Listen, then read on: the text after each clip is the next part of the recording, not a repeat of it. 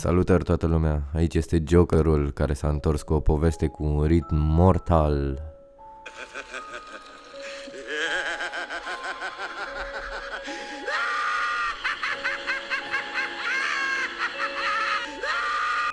Așa că vă urez o audiție plăcută. Aceasta, dragii mei, este povestea unui tânăr artist din Timișoara care a făcut niște alegeri nu tocmai potrivite.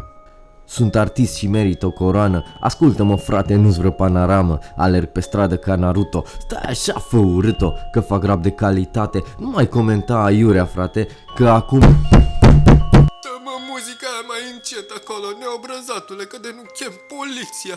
Oh, tinerii din ziua de azi. Of, mare rapper sunt și eu. Nu e Caterin că bro să nu-ți permiți nimic. Știi cum e, vara prea cald, iarna prea frig. Ai. Uitându-se la ceas, observă că este ora 2:20. Se îmbracă repede cu ce haine are prin casă, își ia rucsacul cu cele 2 sandvișuri și pleacă. Lucra într-un depozit de cherestea, la marginea orașului, de la 3 după masa până la 3 dimineața.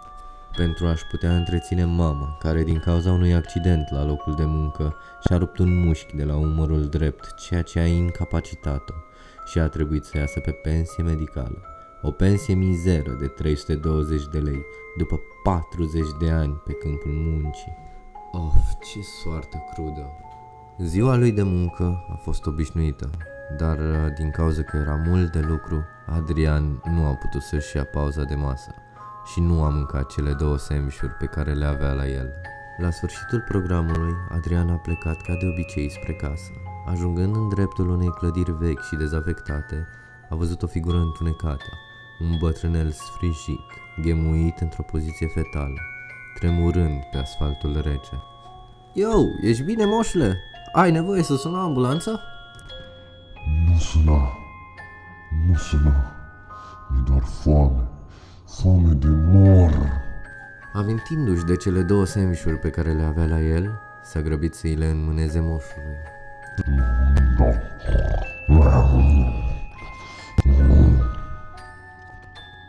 Mulțumesc, Adrian. Acum știu că ai o inimă bună, ceea ce s-ar putea să fie o problemă. Ce? De unde știi cum...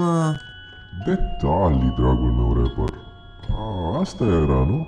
Asta vrei să devii. Vrei să ai suficienți bani să-ți ajuți mama și să duci o viață decentă. Să nu mai fi tratat ca un gunoi la depozitul acela de rahat? Așa e. Am să fac asta, pentru că cred în mine și voi reuși într-o zi. Mă faci să râd. Nu ai talent, nu ai putere. Ești un nimeni. Ești un nimic pentru restul lumii. Și pentru societate nici măcar nu existi. Taci din gură. Am să reușesc. Vezi de treaba ta și uită că m-ai văzut, bine? Spunând acestea, Adi se întoarce și pleacă nervos și supărat din cauza moșului care, într-un fel, avea dreptate. După ce a făcut câțiva metri, îl vede din nou pe moș, în fața lui, acum stând în picioare și fixându-l cu privirea. Speriat, face un pas înapoi, se întoarce și o rupe la sănătoasa, fără să se mai uite în spate. Ajungând acasă, deschide ușa, intră în casă și o vede pe mama lui întinsă pe jos. S-a dus într-un suflet, strigând-o. Văzând că nu primește niciun răspuns de la ea, scoate telefonul pentru a suna la urgențe, când din spatele lui se aude: Și când te gândești că puteai evita asta. Ce ai făcut? Ridicându-se pentru a-l lovi pe moșul care stătea liniștit pe canapea, servind un pahar de whisky, o creatură uriașă care plutea deasupra moșului l-a prins cu o gheară uriașă de gât. Acum că tot te-ai liniștit, ce spui să asculți ce am de spus? Am să te omor, moș nenorocit, să te ia dracu. Să mă ia dracu! Dar cine crezi că m-a trimis?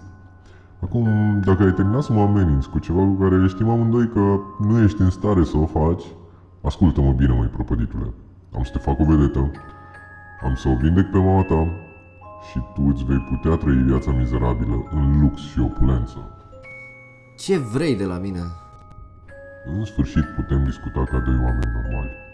Am nevoie de tine să semnezi contractul ăsta. Sufletul tău și al mamei tale îmi vor aparține. Până îmi vei da 13 suflete la schimb. M-ai înțeles? Te voi face o vedetă muzicală internațională, dar am nevoie de un suflet la fiecare lună plină. 12 dintre cele 13 suflete trebuie să fie de la fete tinere până în 20 de ani, care să fie îndrăgostite de tine. Ai înțeles?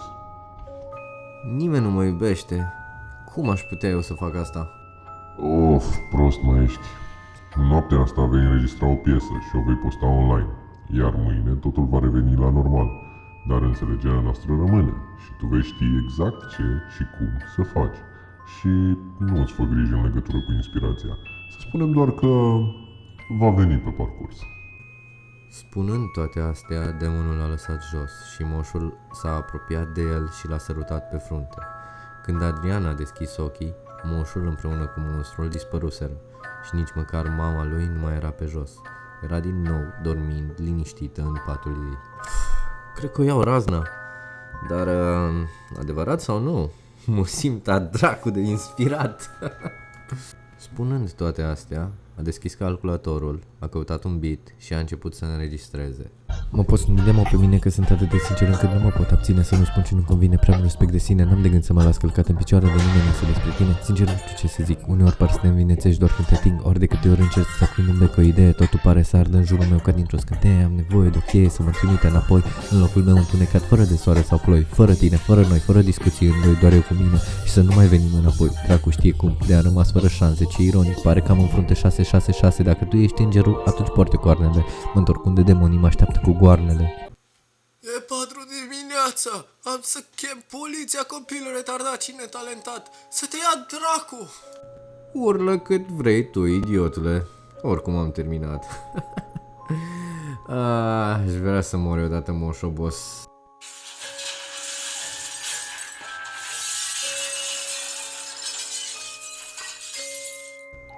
Ce dracu faci acolo, cretinule? Încerci să mă surzești? Dar nu s-a mai auzit nimic. Văzând că vecinul lui nu mai strigă la el și nici poliția nu a apărut, s-a liniștit și s-a pus să doarmă.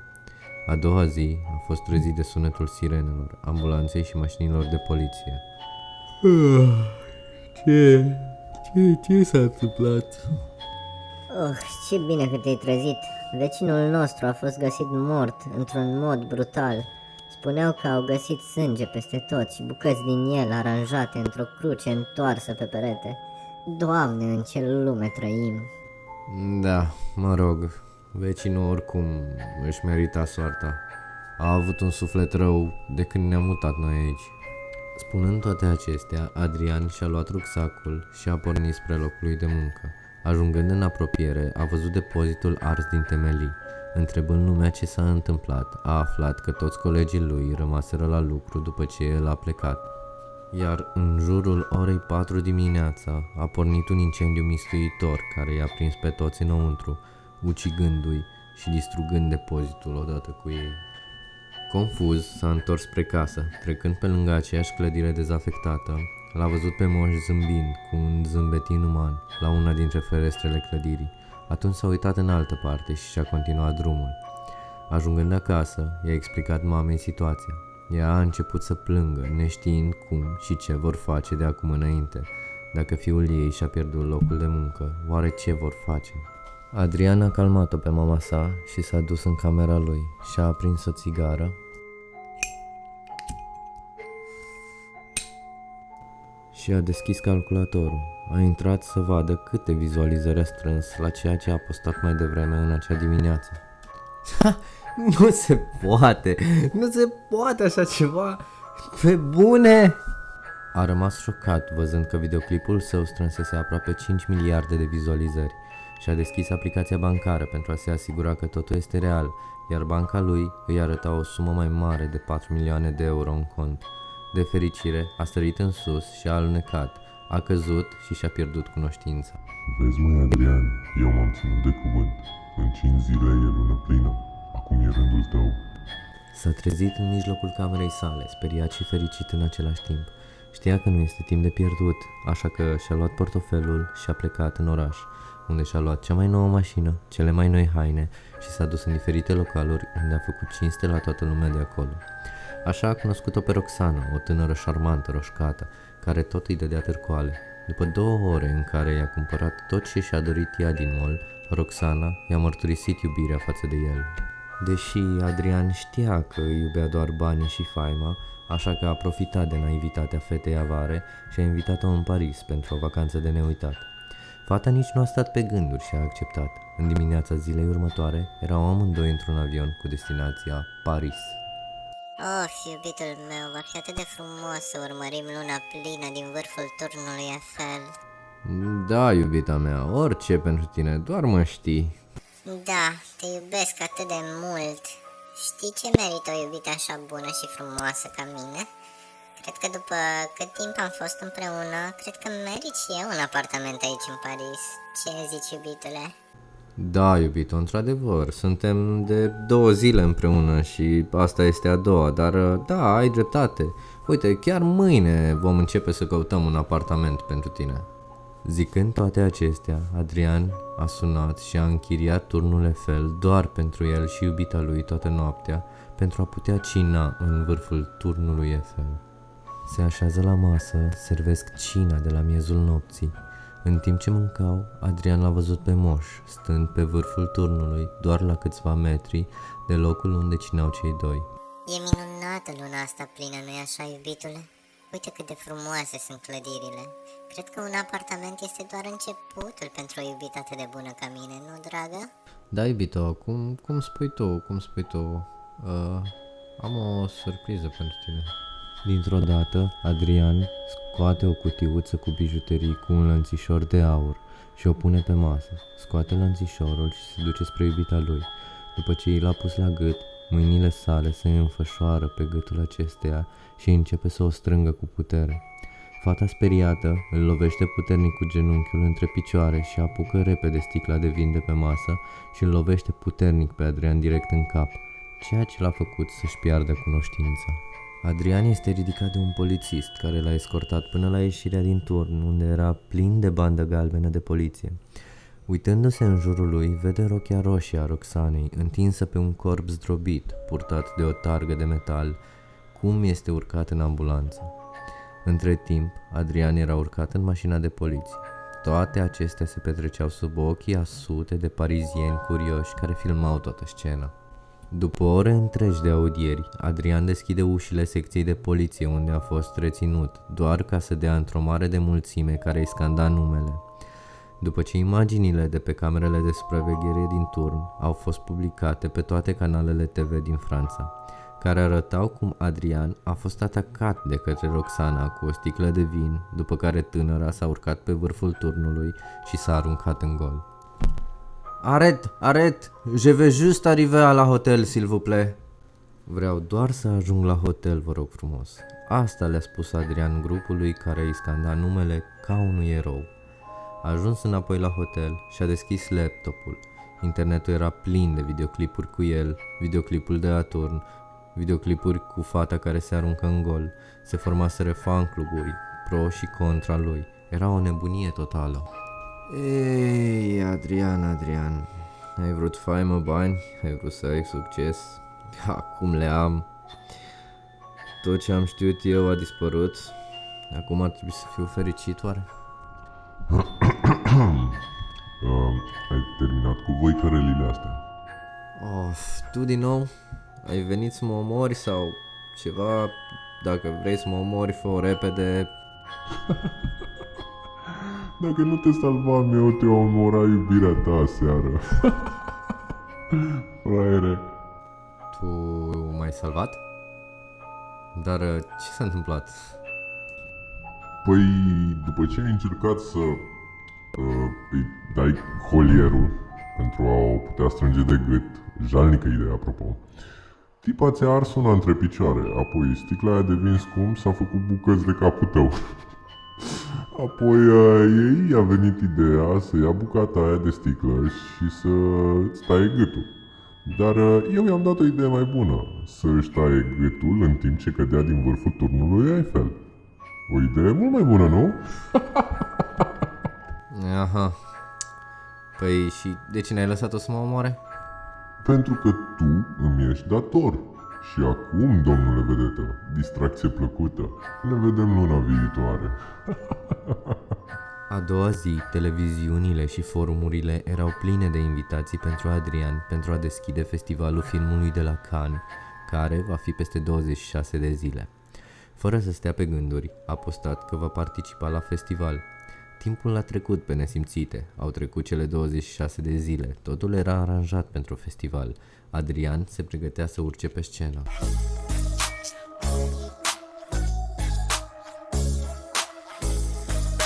Ma chérie, donne-moi ta morceau réfléchir et ta beauté et quelqu'un détruit de famille. Ma chérie, donne-moi ta morceau réfléchir et ta beauté nous empêche tous de réfléchir. După ce a coborât de pe scenă, 100 de fani au vrut să facă poze cu el. Doar una singură a vrut mai mult. Au ieșit la o cină romantică și Adrian a invitat-o pe tânăra fată să zboare cu el înapoi în România, unde va avea o vacanță de neuitat. Fata nici nu a stat pe gânduri și a acceptat. Zborul era planificat exact în noaptea cu lună plină și Adrian trebuia să își respecte rămășagul. Deja se gândea cum o va face. După ce s-au așezat pe locurile din avion, la 3 scaune distanță, Adrian l-a văzut pe Moș, stând cu minte în scaunul lui. Avionul a decolat, luna plină era pe cer. Deodată Moșul se ridică și strigă. Hai deodată! Hai, Adrian! Ce mai aștepți? Îi vreau sufletul acum! E timpul! Auzind acestea, Adrian se uită panicat la fata de lângă el și cu o mișcare rapidă i-a rupt gâtul. Panica se instalase în avion. Când restul pasagerilor au văzut scena, doar Moșul râdea haotic. Adrian a fost asaltat de ceilalți pasageri cu pumni și picioare care au fost întrerupți doar de Moșul, deasupra căruia plutea demonul uriaș, care cu o lovitură rapidă le-a smuls capetele tuturor celor care îl asaltau pe Adrian. Oh, hai, ridică-te odată! Hai că nu ai nimic! Ia parașuta asta și sari! Sufletele oamenilor din avionul ăsta sunt ale mele. Pleacă acum și ne vom vedea peste o lună.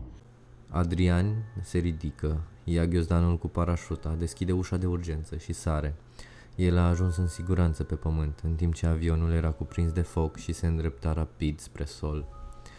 149 de oameni au murit în acel accident aviatic. Doar Adrian a scăpat.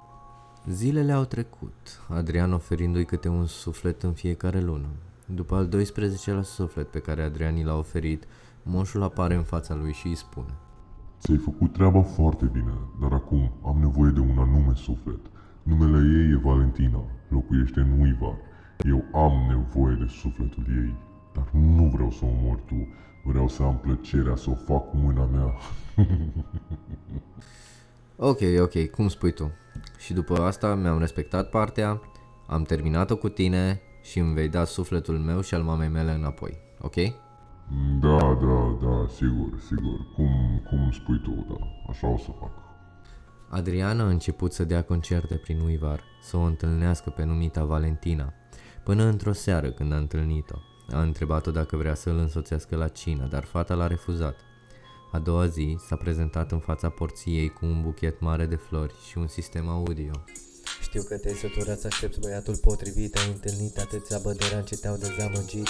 E timpul să nu mă mai eviți și să-mi spui în față dacă vrei să începem împreună o nouă viață. Tu ai o viață rost și vrei un băiat gata să te iubească. N-ai nevoie de un golan care să te dezamăgească. Noi doi avem o dragoste ciudată, nu ne înțelegem niciodată.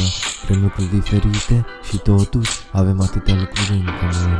Noi doi ne înțelegem în priviri, n-avem nevoie de trecut de amintiri. Avem prezentul și viitorul, hai să facem cumva să ne luăm zborul. Valentina, ascultând cele două melodii pe care Adrian le-a cântat, a acceptat invitația lui. Adrian a observat că Valentinei nu îi plăceau lucrurile scumpe, așa că și-a vândut bolidul său și și-a cumpărat un Volkswagen Passat verde din 1996. Iată că venise și ora 8. Adrian o aștepta pe Valentina în fața porții sale. Wow, ce mașină superbă! Totuși, îmi aduce aminte de un episod negru din viața mea. De ce? Ce s-a întâmplat? Păi, acum un an jumate mi-am pierdut prietenele, cele mai bune prietene ale mele din copilărie. din cauza unui nebun care le-a luat sufletele și le-a transformat în păpuși. Cum adică le-a luat sufletele? Ce a vrut să facă cu ele? Că nu înțeleg. Nu știu, tot ce știu era numele lui era Gabriel. Cumva le-a luat sufletele, avea o minte bolnavă pur și simplu, iar mașina asta mi amintește de cea cu care am mers cu sărmanul detectiv la cabana acestuia, unde acel nebun l-a omorât. Vai, ce rău îmi pare să aud toate astea. Nu am să las să ți se întâmple nimic ție. Am să am grijă de tine. Am să te protejez, îți promit. Spunând toate acestea, a lăsat-o pe Valentina acasă și s-a îndreptat înspre casă. Conducând în noua lui mașină, dintr-o dată se opresc toate sistemele și motorul mașinii. Uitându-se în oglindă, vede pe bancheta din spate un bărbat cu gâtul sucit. Adrian se sperie și iese din mașină. Hei, nu te speria, eu sunt Cătălin. Mașina asta era a mea și o parte din sufletul meu a rămas aici în ea. Am vrut doar să-ți spun că cel pe care tu îl slujești e un demon foarte puternic. Dacă îi vei da și sufletul Valentinei, va fi nemuritor și vă va ucide pe toți. Va conduce lumea. De unde știi tu? Trebuie să o fac pentru mine, pentru mama mea, nu-mi pasă de nimeni altcineva, înțelegi? Prostule, voi veți fi primii pe care îi va ucide după ce își îndeplinește misiunea. Adrian mai voia să vorbească cu fantoma pentru a afla mai multe, când în spatele lui apăruse moșul, doar că nu mai era un moș. Era un bărbat bine îmbrăcat, înalt și puternic, cu același demon plutind deasupra lui, cu fantoma detectivului în mână. Adrian, doar nu o să crezi orice fantomă care apare, nu? Eu sunt prietenul tău, eu te-am făcut vedetă și putre de bogat. Chiar mă vei vinde doar pentru vorbele unei fantome? Nici nu a terminat de vorbit, că demonul a deschis gura lui uriașă și a băgat fantoma detectivului înăuntru. Vezi, acum nu mai e nimeni care să-ți întunece gândurile, așa-i? Dar cine era? Ce i-ai făcut? Cum adică vei fi nemuritor? Ascultă, derbedeule, tu ești ceea ce ești acum datorită mie. Avem un contract, respectă-l. Altfel, tu și maică-ta veți fi ai mei și vei sfârși în iad, fiind unul dintre sclavii mei pe vecie.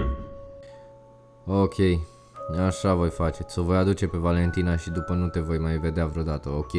A doua zi, Valentina l-a chemat pe Adrian să-i spună ceva. Adrian, am crezut că ești doar un șmecheraș care profită de faima și bani ca să cucerească o fată, dar tu ești altfel și cred că te iubesc. Adrian a rămas fără cuvinte auzind vorbele Valentinei și o dorință mare de răzvrătire se născu în interiorul lui. Iată că a venit și ziua cu lună plină, iar Adrian se îndrăgostise complet de Valentina. Nu mi-am dorit răul, dar l-am hrănit, ani de zile la rând, l-am întărit și acum mă ține flămând. Dă-mi discernământ când cad în patul păcatului și ridică-mă, Tată. Mă văd în capătul iadului, Doamne, dă-mi mie mila Ta și ajutorul, întărește în credința și în drumătorul, dă-mi multă dragoste ca să-mi pot ajuta poporul și dă-mi curaj să mărturisesc tot adevărul, fiindcă Tu știi bine, Doamne, că bogăția la care aspir e doar un colț în împărăția Ta, deci fă o minune, Sfântă Treime, și cu mine și cu ceilalți păcătoși care au uitat de Tine. Adrian s-a pregătit pentru venirea diavolului, așa că a adus-o pe Valentina la biserica din sat și a mărturisit tot. Ok, Adrian, am încredere în tine. Îl vom înfrunta împreună. O voi face pentru cele două prietene ale mele pe care mi le-a luat. Ceasul a ticăit ora 12. Cei doi îndrăgostiți erau în biserică și deodată un vânt rece a început să bată. Ușile bisericii au sărit din loc și niște pași grei se auziră. Bună! Ciudat loc ai ales, măi, Adrian, să-mi oferi sufletul Valentinei. Ar fie ca tine. Nu mă deranjează să-mi dezlănțui puterea în casa lui. Nu vei mai lua pe nimeni. Aici te opresc, demone, cu prețul vieții mele dacă va trebui. Eu acum și aici te voi opri. Cu un simplu gest din mână, Gabriel îl aruncă pe Adrian până pe altar, distrugând astfel crucea cea mare din altar. Acum, eroule, lasă-mă să mă hrănesc în liniște și am să vin și la tine după ce termin, promit. Valentina era îngrozită, dar s-a pus în genunchi, a împreunat mâinile și a început să se roage. Taci, taci, femeie păcătoasă, taci și plătește pentru ceea ce mi-ai făcut. În sfârșit am să devin nemuritor. Demonul care plutea deasupra lui o apucă pe Valentina și o ridică deasupra gurii sale imense. Adrian și-a revenit după ce a fost aruncat în altar. A luat o carte de rugăciuni și a spus: Izbăvește-mă, Doamne, de ademenirea evlaviosului și răului antichrist, care vine și ascunde-mă de mrejele lui în pustia taina mântuirii tale. Dă-mi, Doamne, puterea și curajul unei mărturisiri ferme a numelui Tău sfânt, să nu mă retrag de frică, de dragul diavolului, să nu mă lepăd de Tine, mântuitorul și răscumpărătorul meu, de la sfânta Ta biserică. Dar dă-mi, Doamne, zi și noapte, strigăte și lacrimi pentru păcatele mele și cruță-mă, Doamne, la ceasul judecății Tale de apoi. Amin. Demonul s-a oprit, scăpând-o pe Valentina, care a căzut pe o bancă din biserică și lovindu-se la cap și-a pierdut cunoștința. Tatăl nostru care ești în ceruri, sfințească-se numele Tău, facă-se voia Ta, vie împărăția Ta, precum în cer, așa și pe pământ. Pâinea noastră cea de toate zilele, dă-ne nouă astăzi și ne iartă nouă greșelile noastre, precum și noi iertăm greșiților noștri, și nu ne duce pe noi în ispită, ci ne izbăvește de cel rău. Amin. Numele Tatălui și a Fiului și a Sfântului Duh. Amin. Venind încet spre Gabriel, Adrian aruncă apa sfințită pe el dintr-o sticluță albă. Pleacă, demone, întoarce-te de unde ai venit. Locul tău nu este aici, aici este casa Domnului și nu ești binevenit. Pleacă înapoi de unde ai venit. Prostule, doar mă faci mai flămând. Nu ai să rezolvi nimic. Am să vă omor. Zicând asta, Adrian îi înfipse în inimă bucata de cruce pe care a rupt-o când demonul l-a aruncat pe altar. Nu îți permit să mai omori pe nimeni. Eu, Adrian, te alung, demone. Te voi ține prizonier, nu te voi mai lăsa să faci rău nimănui, iar toate sufletele pe care tu le-ai luat, eu am să le eliberez și am să le arăt calea spre lumină. Eu am să plătesc pentru toate păcatele lor, pentru a-mi putea ierta greșelile. Se terminase, demonul a dispărut. Ceea ce a rămas era doar corpul lui Gabriel, care acum era doar un sac de oase și carne putrezită. Adrian a leșinat și s-a trezit a doua zi pe un pat de spital, cu mama sa și Valentina lângă patul lui. Ai reușit, ne-ai salvat pe toți. Bravo, îți mulțumim, Adrian. Lui Adrian nu îi venea să creadă că a reușit să învingă diavolul însăși, dar totul s-a terminat acum. Din ziua aceea, toți au trăit fericiți până la adânci bătrâneți. Vă mulțumesc frumos că ați stat până la final să ascultați această poveste îngrozitoare. Morala poveștii este că oricât de jos ai fi în viață, mereu există căi ușoare și căi grele pentru a te ridica. Alegerea e doar la voi. Până data viitoare, aveți grijă de voi. Pa!